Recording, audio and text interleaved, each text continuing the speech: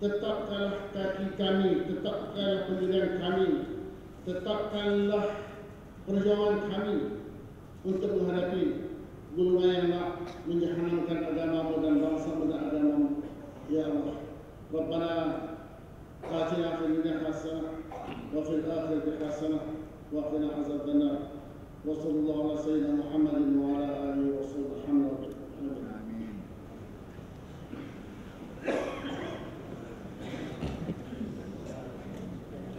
Terima kasih Yang Berbahagia Ustaz Ismail Mina di atas bacaan doa. Sebelum kita memulakan majlis, marilah kita sesama berdiri menyanyikan lagu warisan agar ia dapat menyentuh semangat kita dan kesedaran. Hadirin diminta berdiri.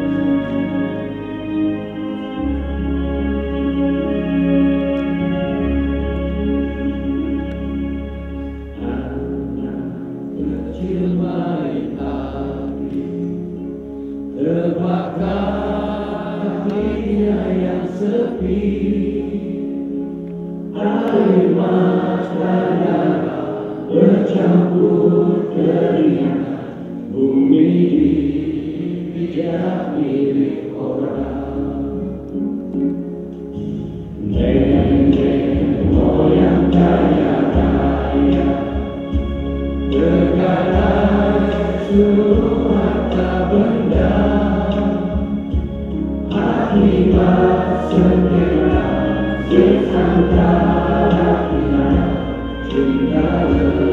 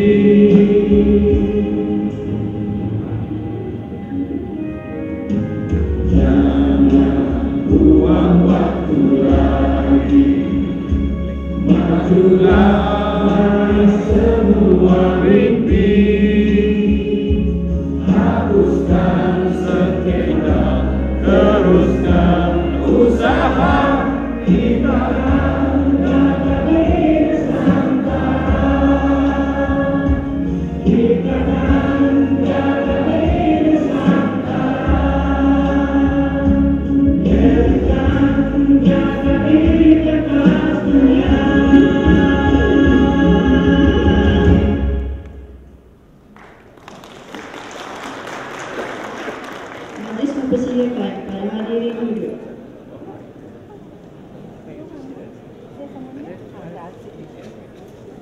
Majlis dengan ini mempersilakan Yang Berbahagia Dr. Yahya Mahassan, Timbalan Pengurusi Perdana Pemikir GPMS, dan Dr. Zafran Hassan, Pengurusi Wacana, untuk memberi gambaran ringkas program pada pagi ini.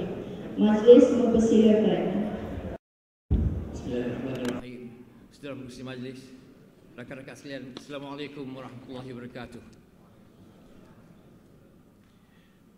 Kita telah mengadakan wacana ini yang diberi nama Wacana Survival Ummah Postmortem PRU 13, Anjuran Persatuan Alumni UiTM dan GPMS.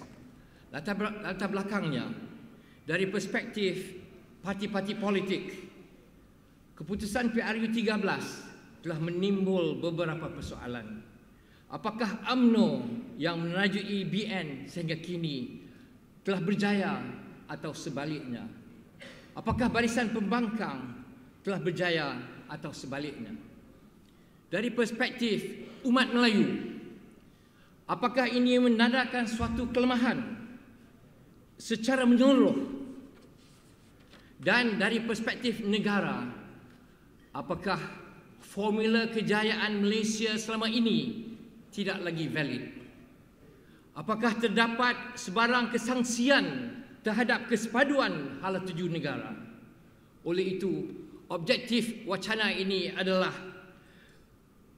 dari persoalan seperti ini, majlis wacana pada hari ini akan cuba mengesan isi hati rakyat. Kemanakah mereka ingin dibawa oleh pemerintah? Seterusnya, mengenal pasti iktibar-iktibar dari keputusan PRU 13 ini. Hasil daripada wacana ini, intisarinya akan dipakejkan sebagai resolusi dan diserahkan kepada pihak-pihak yang berwajib, khususnya Perdana Menteri kita.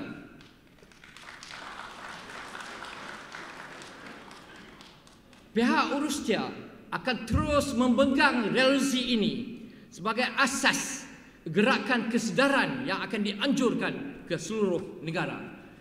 Sekian, terima kasih. Pada pagi ini, kita akan diinformasikan saja oleh bekas Naib Chancellor UiTM Malaya. Majlis dengan sukacita dan mempersilakan Yang Berbahagia Datuk Profesor Dr. Hashim Yaakob dipersilakan.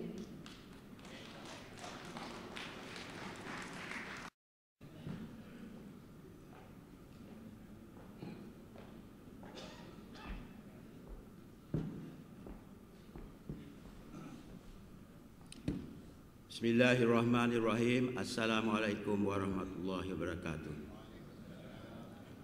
Saya adalah bekas Naib Chancellor Universiti Malaya dan bukannya bekas Naib Chancellor UiTM. Pagi-pagi dah keliru, macam mana nak berjuang?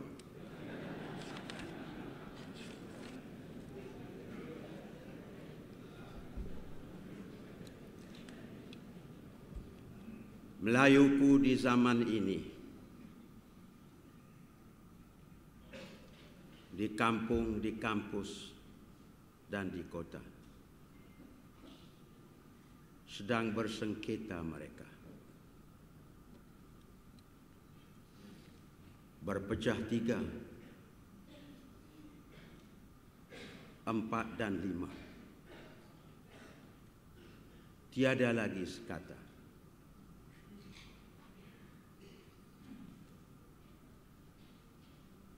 Tidak sedar Melayu ke ini. Pada bara yang kian mengunggun, menanti membakar kita.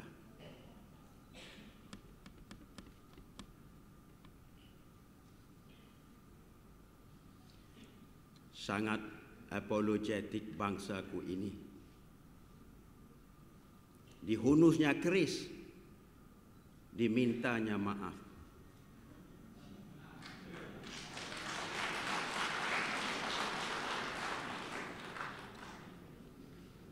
Dihunusnya keris, dimintanya maaf.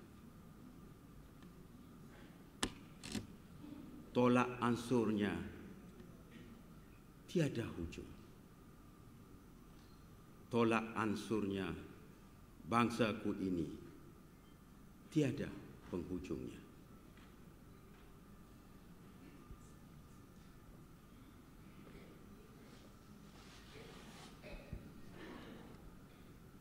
Maka mega pun bermendung di langit Melayu. Tanah dipijak, merasa rekah.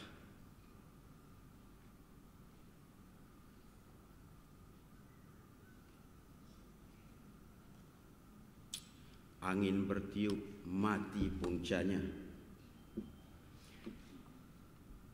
Ombak di laut, gila mengganas.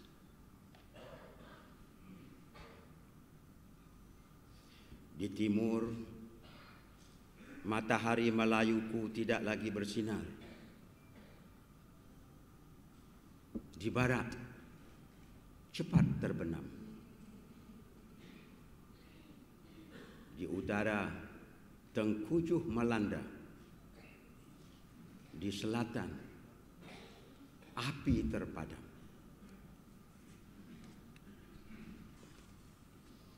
Maka kita pun memakai kelubung yang suram. Siang bermuram, malam berwalang.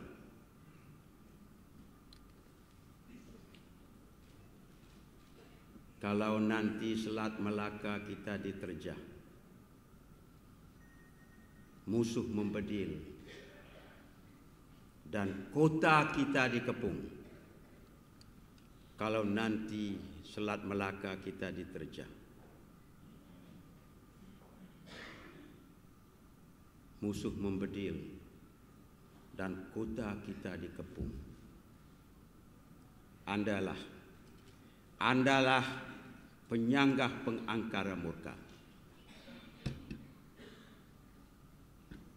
Benteng negara asal mula. Benteng negara asal mula.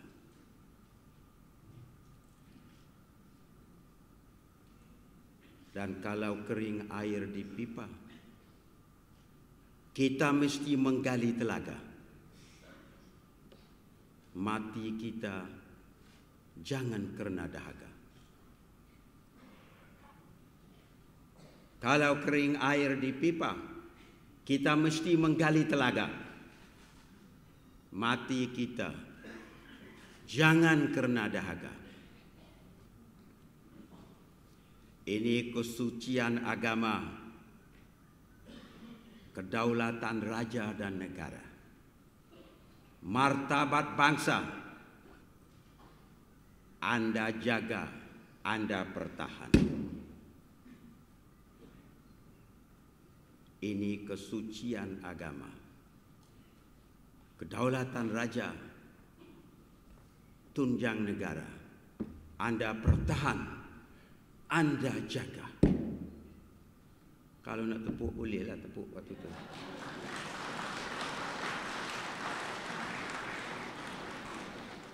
Kita beri semangat, tepuk pun tak ada, dia tengok saja. Macam mana nak berjuang?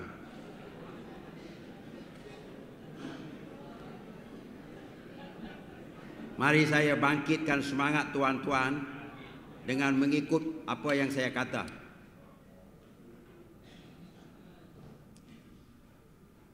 Negara kita jaga, kita pertahan. Katalah. Negara kita jaga, kita pertahan.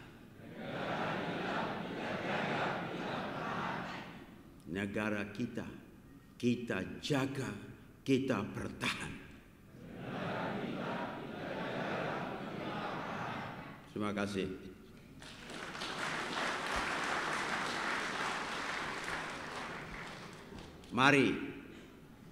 Mari berlangir si air mawar, mandi di kolam bunga 7 warnanya.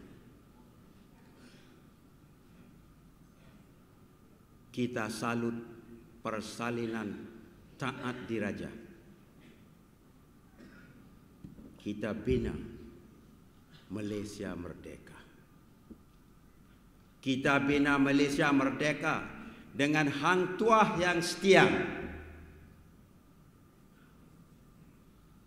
dengan si jebat yang berbara, dengan si lekir kasturi lekiu yang sekata.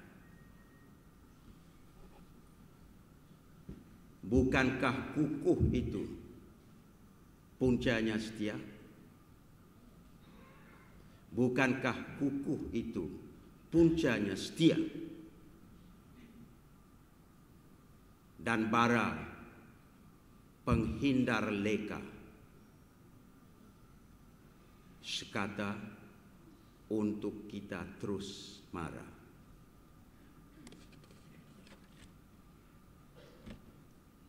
Aduhai saudara, jangan saudaraku bawa penderhaka ke dalam kota kita.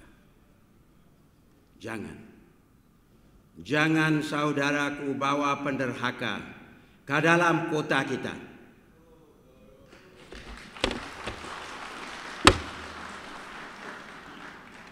Terima kasih.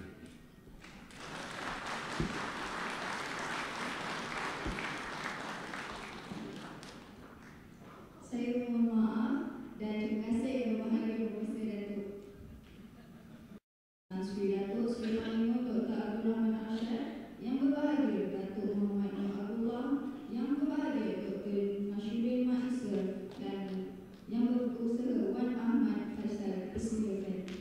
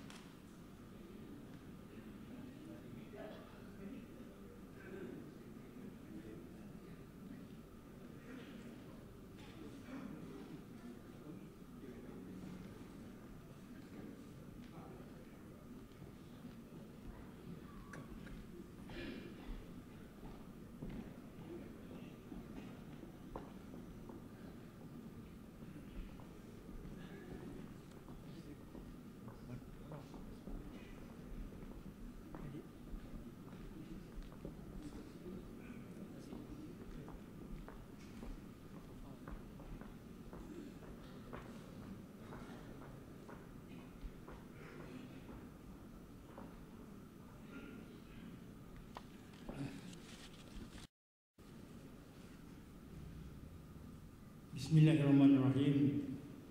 Assalamualaikum warahmatullahi wabarakatuh. Yang berhormat Tan Sri Abu Zahar Datuk Andika Ujang, Yang di-Pertua Dewan Negara Malaysia, yang berbahagia Datuk Ibrahim Ahmad, Ketua Pengarah MARA, ahli panel kita yang arif Datuk Muhammad Nur Haji Abdullah, mantan Hakim Mahkamah Rayuan Malaysia,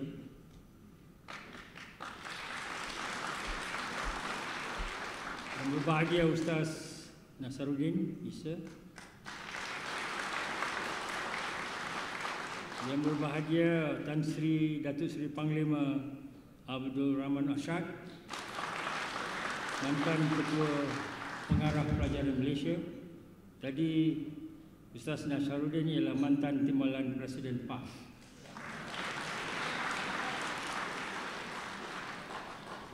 dan seorang muda yang dilantik, Saudara Wan Ahmad Faisal.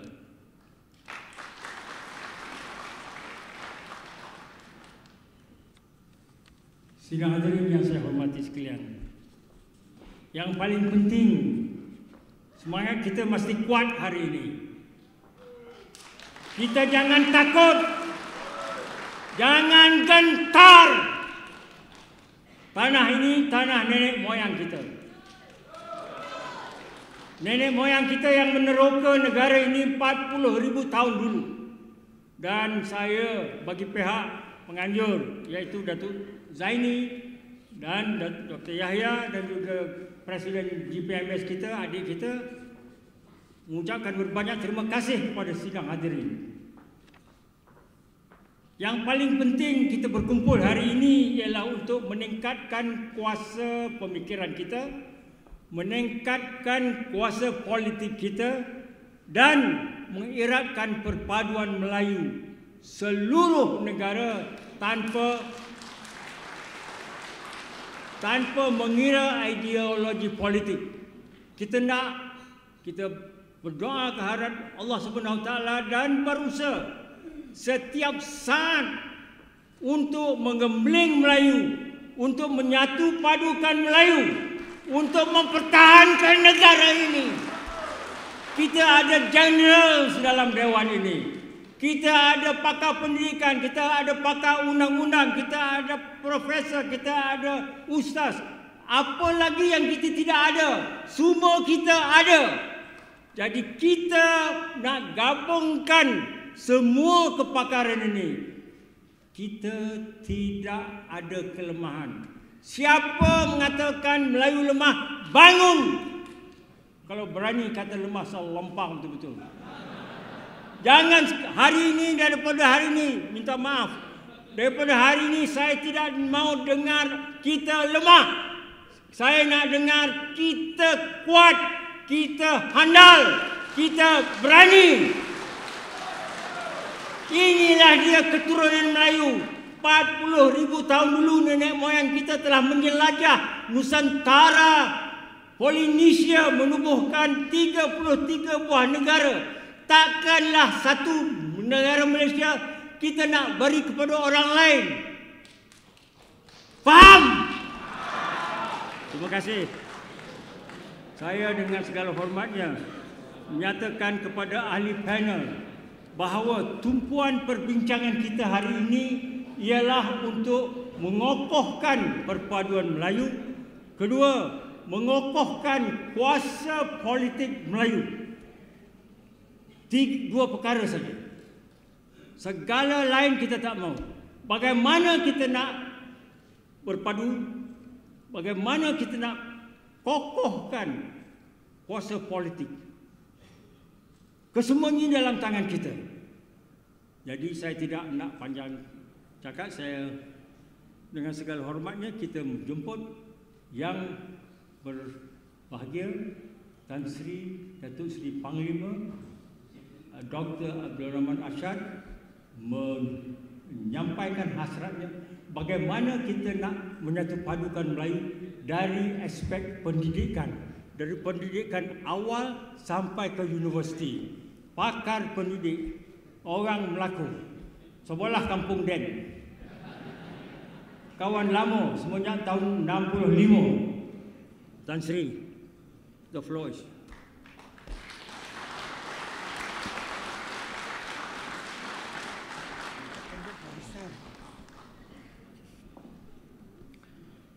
Bismillahirrahmanirrahim. Assalamualaikum warahmatullahi wabarakatuh. Saudara saya Tan Sri Abu Zarujang, Tan Sri, Datuk-datuk, ahli-ahli panel, hadirin saya hormati sekalian.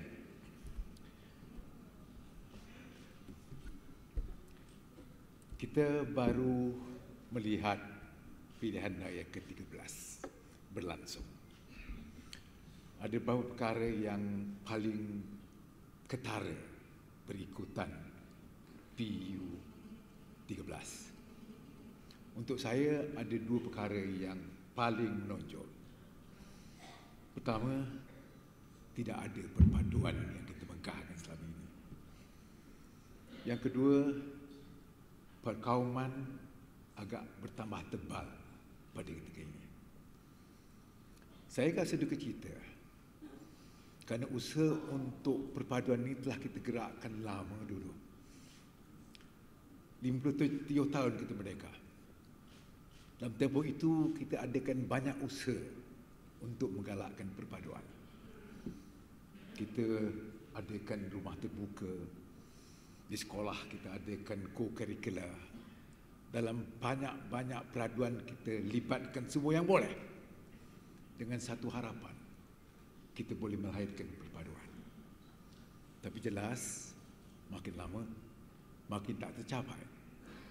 Makin lama akan renggang antara satu dan lain, makin tebal perkauman. Kita tahu bahawa kita masyarakat majmuk. Masalah masyarakat majmuk ini memang begitu keadaannya. Ini berlaku di banyak tempat. Di Amerika, orang datang dari seluruh dunia.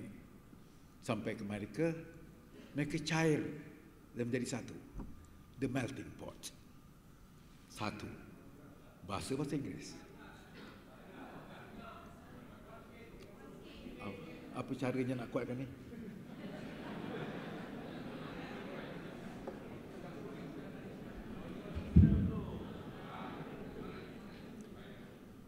Kita melihat banyak negara yang punya masyarakat majmuk. Di Amerika jadi melting pot. Semuanya cair dan menjadi satu. Berasaskan Inggeris. Dan kita lihat banyak negeri yang menjadi masyarakat majmuk menggunakan bahasa sebagai alat perpaduan. Amerika satu daripadanya. Tapi jangan kita lihat jauh, kita lihat yang dekat-dekat. Kita lihat Indonesia.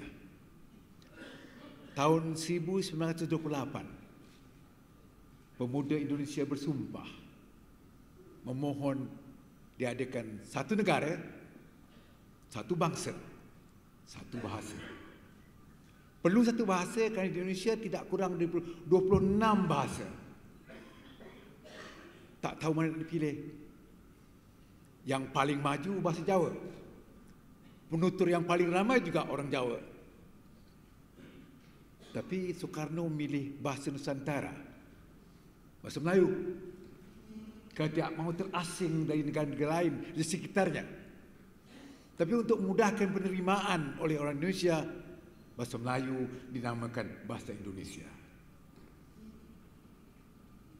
Di Filipina ada 4 kumpulan bahasa.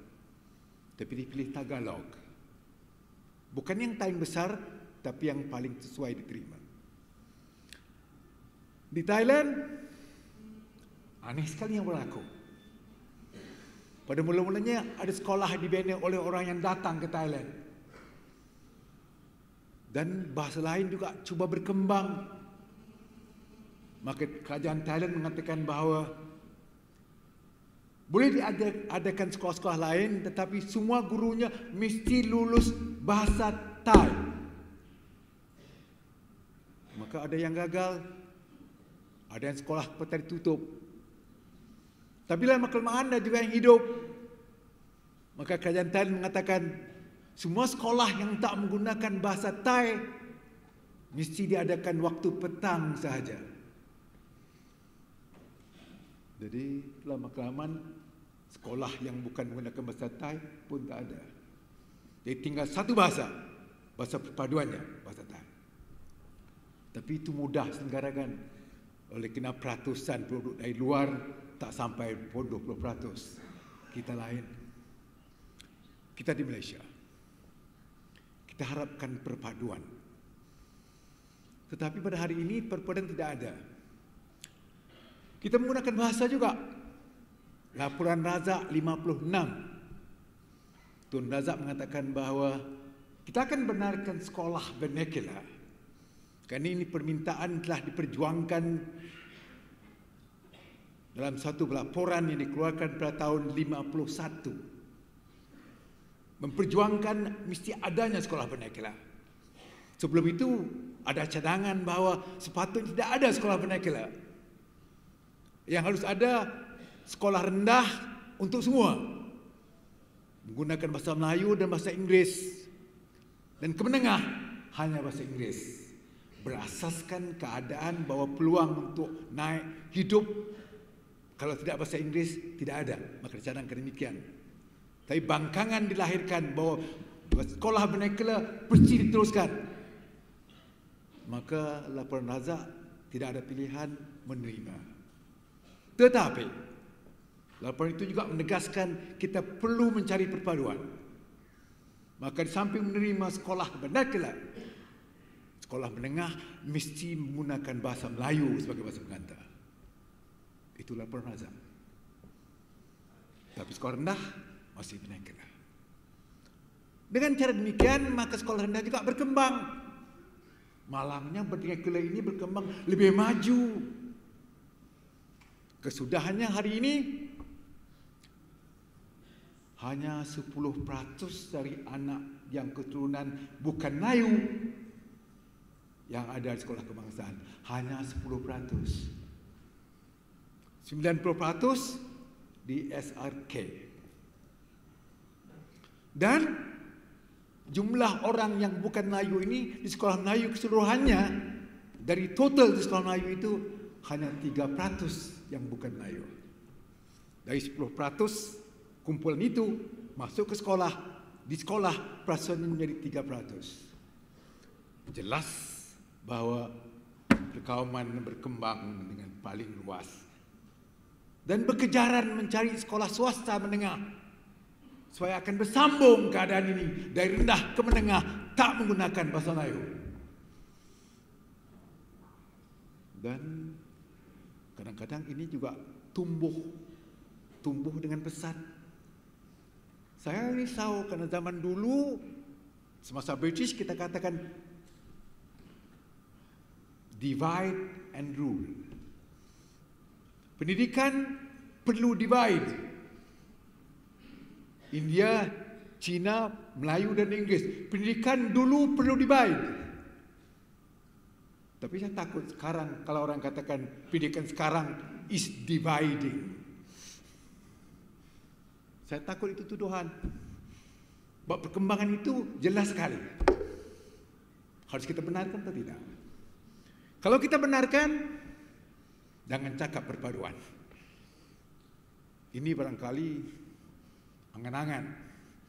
Perpaduan akan disambut oleh semua, tapi disambut dengan mulut, bukan disambut dengan hati. Tidak ada artinya. Jadi kalau kita perlukan perpaduan, ada pandangan.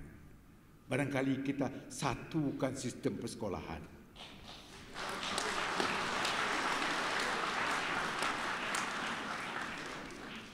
Ada yang mengatakan kalau tidak kita balik ke Inggris. Hari ini kita mencari guru-guru untuk mengajar bahasa Inggris itu pun susah. Bukan mengajar semua mata pelajaran bahasa Inggris, hanya bahasa Inggris saja sebagai mata pelajaran itu pun susah. Jadi kalau nak mencari untuk mengajar bahasa Inggris keseluruhannya, yang satu susah, bagaimana yang banyak boleh? Takut-takut ini angan-angan. Kita harus fikirkan yang boleh kita praktikkan.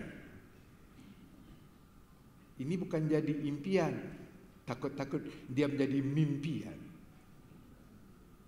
Sudahlah. Jadi susah. Dan kalau diadakan juga, saya takut kesudahannya siapa yang tahu bahasa Inggris, siapa yang tidak. Kita akan lahirkan satu masyarakat kumpulan lain, peringkat 1, peringkat 2, peringkat 3. Ada yang dapat kemudahan, ada yang tidak. Dan dengan cara itu, kalau kita mencari perpaduan, jangan tanya ke mana mereka pergi. Jadi kita balik ke bahasa Melayu. Kalau kita belajar bahasa Melayu, kita bukan sahaja memperjuangkan bahasa yang telah kita pilih sebagai bahasa rasmi. Malah hari ini ada 6 bahasa internasional yang digunakan dalam segala persidangan antarabangsa. bahasa Inggeris, bahasa Perancis, bahasa Arab, bahasa Cina, bahasa Rusia, dan bahasa Spanish. Tetapi hari ini bilangan penuturnya untuk bahasa-bahasa ini ada juga yang berkurangan. Bahasa Rusia tak ramai yang menggunakan lagi karena negara-negara itu telah merdeka dan menggunakan bahasa sendiri. Bahasa Arab, kadang-kadang orang sekolah Arab pun tak bahasa Arab antara mereka sendiri. Bahasa Arab digunakan untuk bahasa kitab, bukan bahasa penuturan, kecuali negeri Arab. Jadi bahasa Melayu yang digunakan tidak kurang dari 300.000 juta. 300 juta manusia mempunyai kedudukan keempat dan kelima. Jadi kita harus majukan sebagai bahasa internasional. Tapi saya minta, kalau kita berusaha seperti itu, cuba jangan kita mencampur adukkan bahasa kita sendiri. Kita harus megah dengan bahasa kita sendiri. Saya katakan demikian oleh karena pada hari ini, kadang-kadang yang merosakkan bahasa Melayu, orang Melayu sendiri. Ini harus kita betulkan. Baik, kita pilih bahasa Melayu. Dan kita adakan satu aliran. Satu aliran. Dengan itu akan kita junjung harapan bahwa dengan satu aliran ini kita akan lahirkan perpaduan. Dan kesudahannya kita bersatu padu.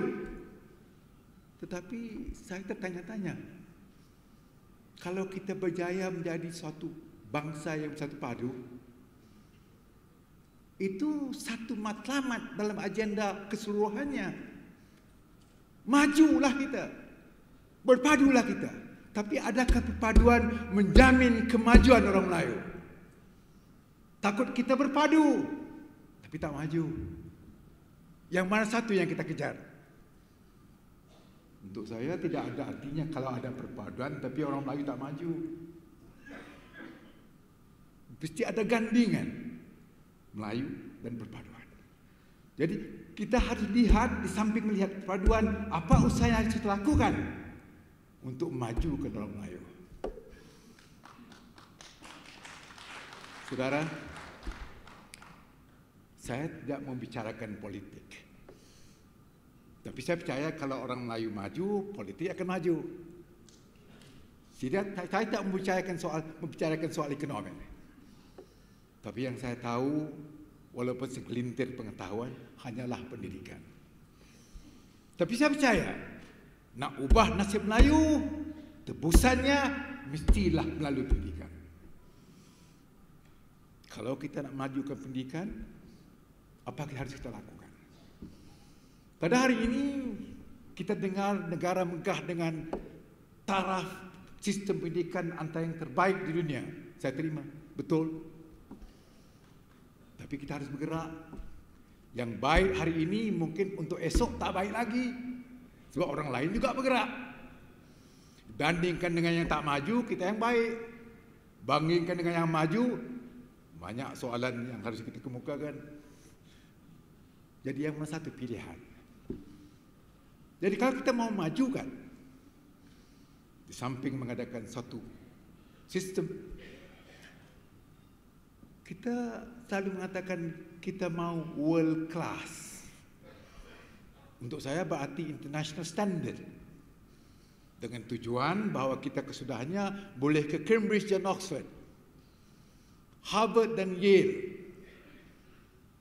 Tetapi siapa yang masuk ke peringkat world class ini? Sekolah hutan melintang, sekolah di Rau, sekolah di Gua Musang. Padahal itu tempat Melayu. Jadi siapa yang world class? Siapa yang akan sampai ke Cambridge nanti? Jadi saya mau tanya, kalau kita kejar world class dan kita tahu apa world class karena ukurannya berasaskan Harvard, Yale, Cambridge dan Oxford, Apa dia national class? Saya belum dengar apa national class. Sebab kita harus pastikan bahawa semua sekolah kita sampai sekurang-kurangnya kepada national class sebelum memikirkan world class.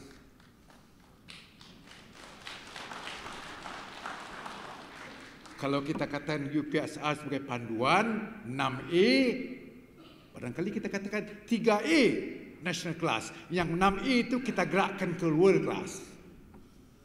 Tapi adakah sekolah kita di luar bandar sampai ke 3A? Saya katakan luar bandar kerana inilah kebanyakan sekolah Melayu. Jadi yang 3A ini kita betulkan atau tidak? Jangan kita harapkan world class kalau kita belum sampai ke national class. Kalau belum sampai ke national class, apa yang kita lakukan untuk national class? Untuk saya, harus ada kajian. Kita harus peringkat minima yang tercapai untuk sekolah Melayu. Supaya jangan ketinggalan. Sebab kalau sampai ke international class yang ke atas, dibentuk dari bawah dulu. Kalau bawah tak jadi, sampai ke atas mungkin tak sampai. Sampai kita ke Oxford Cambridge, tapi siapa yang sampai? Orang Kuala Lumpur mungkin. Orang hutan melintang akan melintang terus. Orang Gua Musang mungkin balik ke gua, tapi tak jadi musang. Jadi di mana perhitungan? Siapa yang kita mau tebus? Siapa yang mau kita majukan?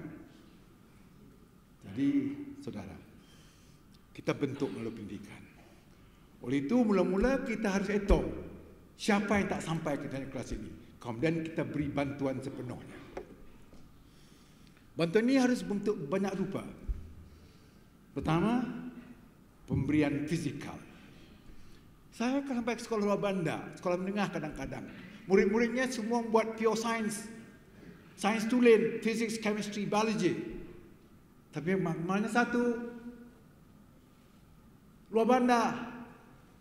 Kita mengatakan kita harus mengajukan pelajaran sains, tapi maknanya satu. Muridnya semuanya bidang sains tulen. Di mana ada tebusan. Kedua, jadi kelengkapan fizikal mesti cukup. Kedua, kita juga harus beri kemudahan yang cukup. IT, makmal bahasa, segala-galanya membantu guru mengajar. Sebab yang kurang harus dibantu, jangan yang lebih diberi bantuan berlebihan.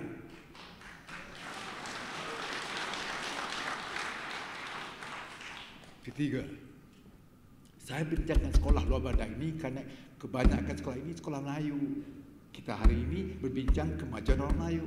Perhatian harus situ. Ketiga, guru-guru yang kita hantar ke luar bandar. Hari ini banyak perubahan berlaku. Banyak yang dicipta dan dimajukan. Tapi guru kita ada latihan dulu. Tidak berdepan dengan segala kemajuan ini. Harus ada langkah pendedahan. Kalau tidak, kita akan ada banyak guru.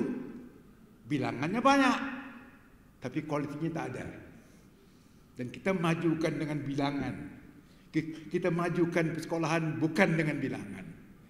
Kita harus memajukan sekolah dengan mutu yang boleh kita berikan. Saudara, kita bukan bilang guru yang banyak ke sekolah.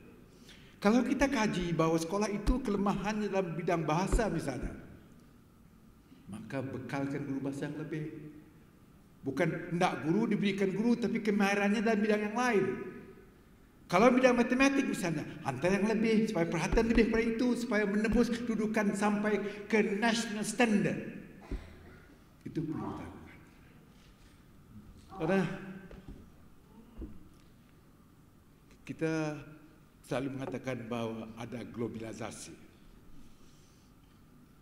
Kita mau jadi masyarakat sejagat, international, universal. Kita harus melahirkan banyak pencipta. Maka untuk itu kita perlukan bahasa internasional. Zaman dulu kita ketinggalan. Tapi hari ini kita perlukan kebolehan dalam dua bahasa supaya boleh main peranan di tingkat internasional. Maka untuk saya, bahasa Inggeris perlu diajar dengan bersungguh-sungguh.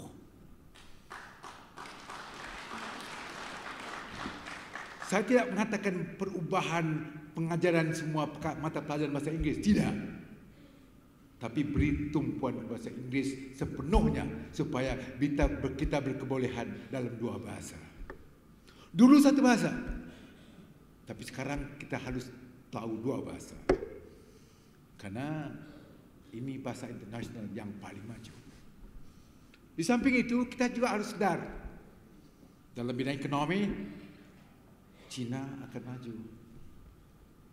Dan kalau kita ada berdampingan dengan China nanti, bahasa Mandarin perlu diajar. Bukan untuk orang China, untuk semua. Tapi yang pertama, kita harus fasih dalam dua bahasa, Melayu dan Inggeris. Saudara, saya diberi notis untuk berhenti. Hanya satu lagi yang saya perlu jelaskan. Hari ini kita ada kenaikan darjah secara otomatik. Satu, kedua, ketiga, mengikut umur. Jadi kalau bodoh di darjah 1 akan berterusan sampai darjah 6. Mau itu? Saya minta kalau boleh kita adakan kajian berupa semester. Berarti kenaikan berdasarkan kepada kebolehan. Supaya dia sampai darjah 6, berarti dia telah berkebolehan sampai ke darjah 6. Kalau tidak, dia akan bertambah tua, tapi bukan bertambah pandai. Dan akhir sekali, hari ini hampir 80% di sekolah-sekolah kita mempunyai satu sesi waktu pagi saja. Baktinya waktu petang terbuang. Kenapa tak kita gunakan supaya ada sesi sampai pukul 4? Saya katakan demikian. Pertama, ibu dan ayah antar anak pagi dan ambil balik sekolah nanti. Yang kedua, yang kaya ada tuition, yang miskin nak ke mana? Jadi kalau sampai pukul 4 ada didikan sepanjang waktu. Yang ketiga, tidak ada murid yang melepak selepas sekolah karena mak tak ada rumah, ayah dia ada di rumah membuang waktu. Dan di luar bandar apa yang ada?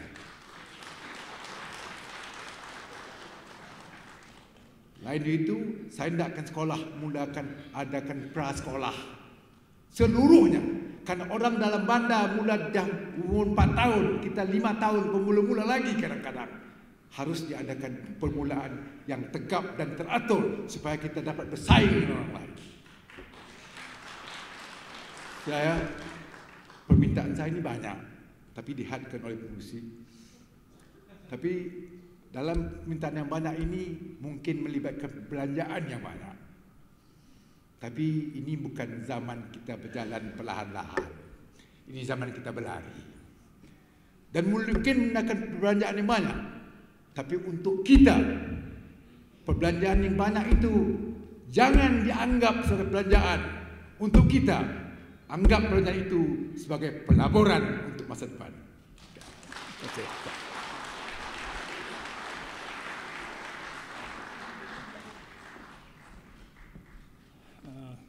Terima kasih Tan Sri. Yang paling penting kita wujudkan sekolah satu sistem, satu bahasa pengantaran. Dan memo ini kita akan hantar kepada Yang Amat Berhormat Perdana Menteri malam ini. Terima kasih Tan Sri.